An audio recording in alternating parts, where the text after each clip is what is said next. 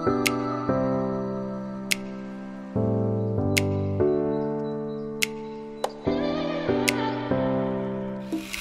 niya si Roberto. Gusto niya ng chicken nuggets. Ito yung magiging bed namin. Ayan. Ito, dito daw siya sa taas. As dito ako sa baba. Wala palang ano to. Walang VIP section. Ito na daw ang pinaka-VIP ng barko na to. Ito yung Starlight, VP, or MV Saturn. Wala palang VIP. So, wala tayong choice. Kasi hindi tayo makauwi ng Swiss. Ito yung merienda namin. Cup noodles!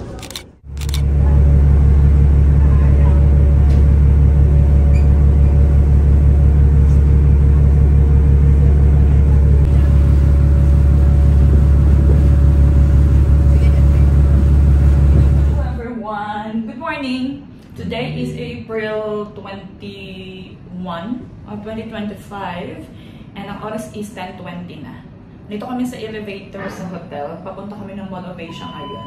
10:37 ng umaga and andito na kami sa Genki Resto. Kami yung nag-open ng restaurant. Kami pa lang yung guest. Thank you. Miss, paano ko ng ginger please? Thank you. Wala pa ibang customer. Kami pa lang. Ito yung breakfast namin.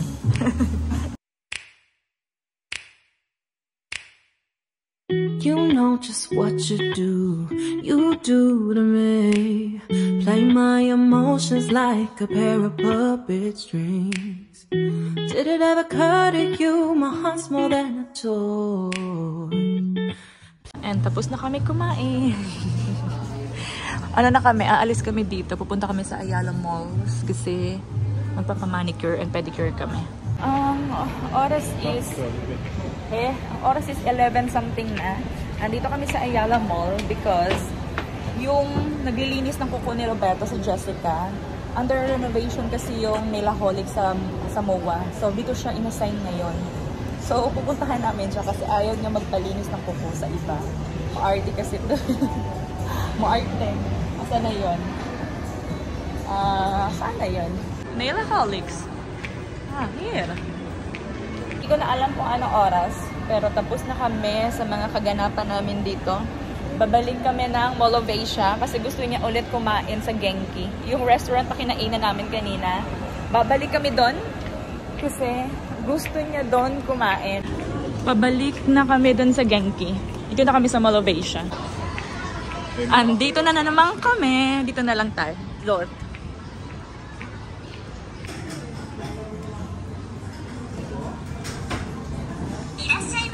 Okay. Ang oras is 2:51 na ng hapon. Di ba sinabi ko sa inyo kanina, uuwi na kami ng Swiss. Ang flight pala namin is magkaiba. Ang flight niya is today ng 6:30. April 21. And then yung flight ko is mamayang madaling araw. Bali, 22 na siya ng madaling araw. Ang flight ko, departure ko talaga is 5 in the morning ng April 22. Pero, dadating ako ng Swiss ng April 22 din ng gabi.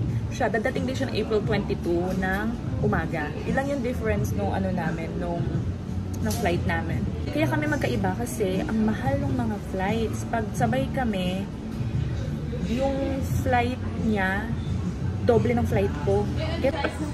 Tapos mo lang bis jetzt ist so, okay, so, mahina. So. Check this photo, show me. Tingnan nyo. Ito siya sinasabi sa akin. Sabi ko kasi sa kanya, baka magpagupit ako ng buhok. Mamaya, sabi ko, pag nasa airport na siya, baka magpagupit ako ng buhok. Nag-request siya, sabi niya, baka daw pwedeng magpagupit ako ng gantong gupit ulit. Kain. Okay. Tapos na kaming mag-lunch. Let's go.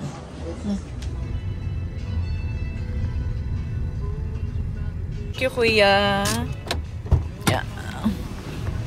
So, ouch.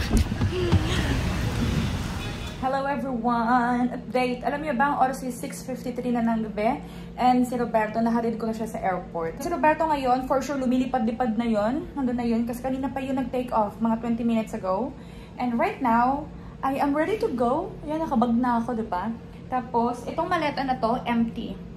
Ang gagawin ko, dadalhin ko yan kasi pupunta ako ng Mall of Asia, magsha-shopping ako doon kasi wala pa ako ng mga bibili para sa Swiss. Yung mga binibili ko para pag every time na umuwi ako, wala pa ako nabibili kahit isa.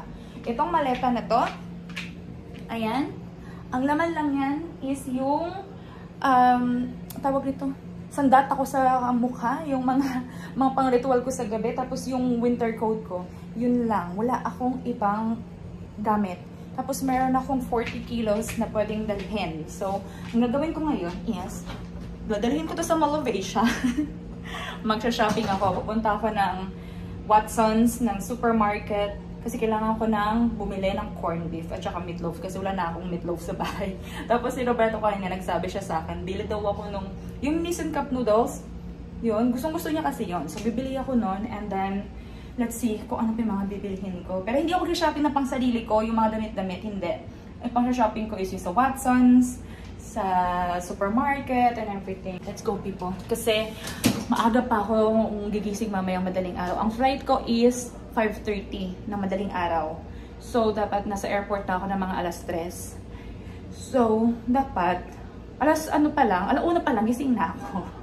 So, kaya kailangan ko nang matulog ng maaga, okay? So, andito na ako sa MOA. Ayan. And, ang first stop natin is itong Watsons. Diba? Watson shopping. Galing na ako sa Watsons. Andito na yun ng mga napamili ko. Next stop, supermarket na tayo. Exactly 9 PM na and andito pa rin ako sa hypermarket. Ayan, hindi pa rin ako tapos mamili. And andito ako sa mga spices ngayon.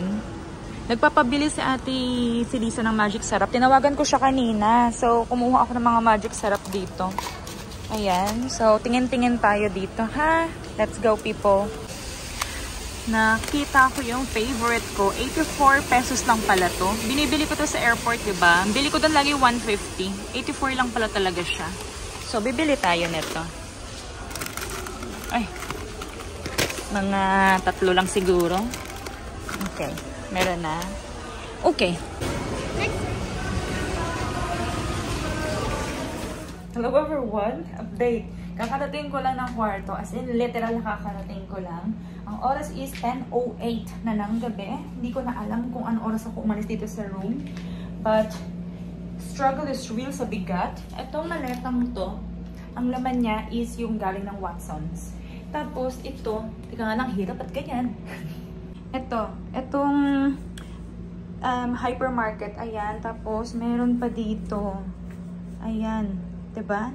Ang bigat, ganto-ganto lang to, pero ang bigat. Buti na lang sila kuya dito. Tinulungan ako agad-agad. Sabi ko sa kanila, patulong naman. So, dinala nila dito. So, kaka-drop lang talaga nila. Thank you very much mga kuya. Mga kuya, isa lang naman. So, tignan nyo naman kung gaano ka-empty yung maleta ko.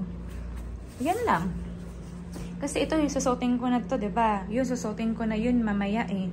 Ito lang talaga siya, empty.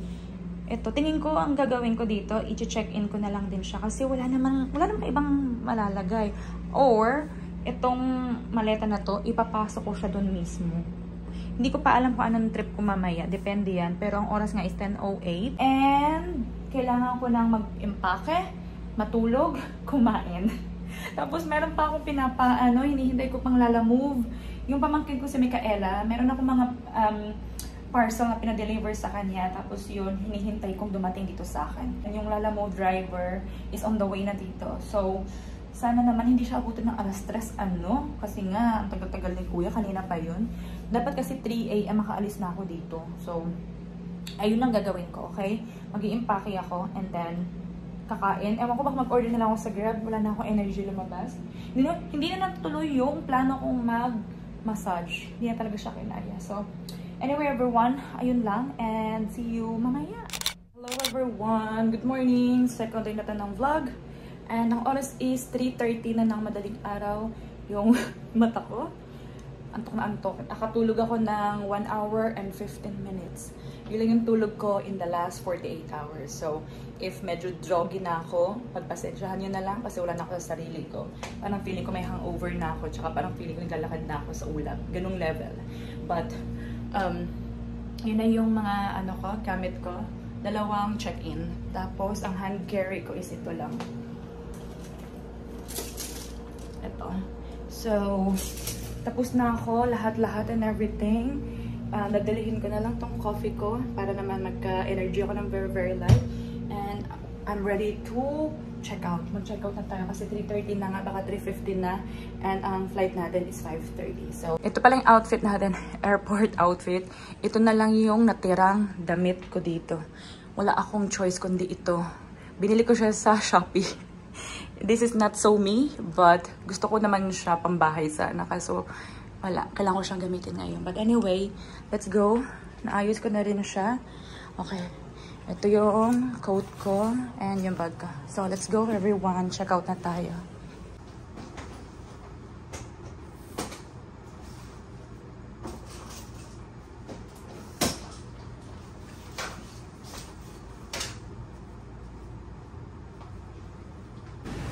Ayan, Kuya. Good morning. Nabigat, Kuya. Sorry. Thank you. Salamat.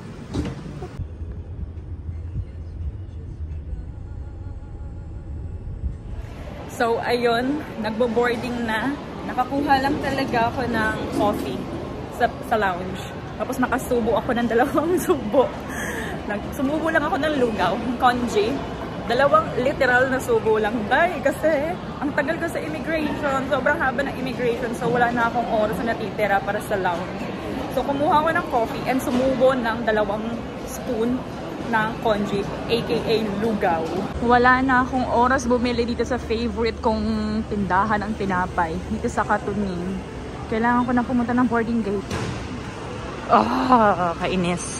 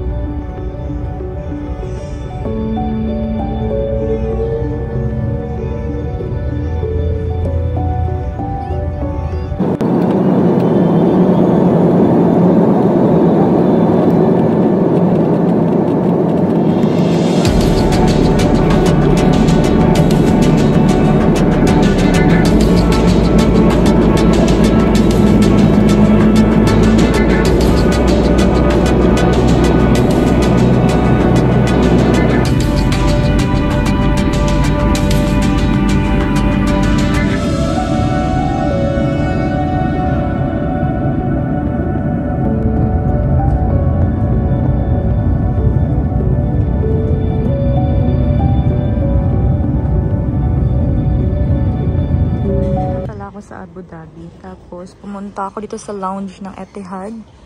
Ayan. Meron ako dito mga siguro 1 hour pa. Kasi in like an hour and a half boarding na. So, I think may walang pa akong 1 hour dito. And then, after, punta na ako doon. Andito pa rin ako sa lounge. Nagpalit lang ako ng ng upuan ko. Nagpalit lang ako ng area. Andito ako sa pinaka top floor. I think nasa 3rd floor na ako. Kanina nasa ground kasi ako. Tapos, kumuha ako ng dessert. Ito yung dessert ko. Ipapakita ko sa inyo. Ayan. Kumuha ako ng dragon fruit, watermelon, and some chocolate mousse. Ayan. Tapos, ito yung view ko ngayon. In like 1 hour boarding na. So, malapit-lapit na din ako umalis dito. Saglit lang yung layover ko dito sa Abu Dhabi ngayon. Alis na ako dito. Mag-boarding na, malapit ang mag-boarding. So, pupunta na ako. Tapos, gumawa pala ako. Nagtimpla muna ako ng tea bago ako umalis dito. Para may iinumin ako later. Ayan. Doon. Diyan. Dapat mag-wine ako kasi nagbago isip ko. So, let's go people. Samahan niyo ako. Punta tayo sa my boarding gate.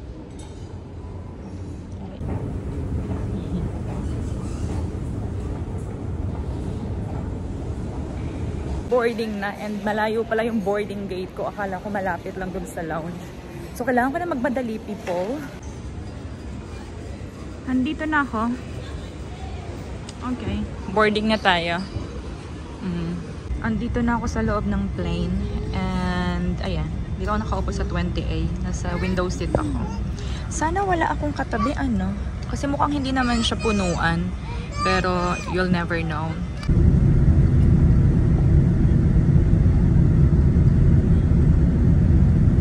Call update. Ang oras is 7:03 na ng gabi dito sa Swiss. And kakarating ko lang. Dito ako sa Zurich Airport. Tapos na ako sa immigration and everything. Ngayon, kukunin ko na lang yung maleta ko. Tapos si Roberto susunduin niya ako. Nakalabas na ako ng airport. Dito ako sa harapan ng arrival 2. Tapos ako kukunin yung mga gamit ko. Yung mga gamit ko, isa sa mga pinakaunang lumabas na maleta. Kaya ang bilis ko. Tapos, si Roberto, papunta na siya dito. Ayun na si Roberto. And, ayun si Roberto. Messi! Messi Femau! So, jetzt bist du vor. Weißt du, ich habe vor 2 Minuten. Yeah. Hello people! Update. Ang oras is 7:40 na ng gabi. And nandito na si Roberto! Hello! Hindi pa kami uuwi ng bahay. Mag-stay kami dito ng isang gabi sa hotel. Kasi may lakad siya bukas ng umaga. So nag-book na lang siya ng hotel. Pero everyone, i-close ko na tong... Ha? I-close ko na tong vlog, ha? Kasi kahapon pa to. Or let me say... kahapon pa to. Tapos baka mag-vlog din ako ma-later. So, i-separate ko na lang.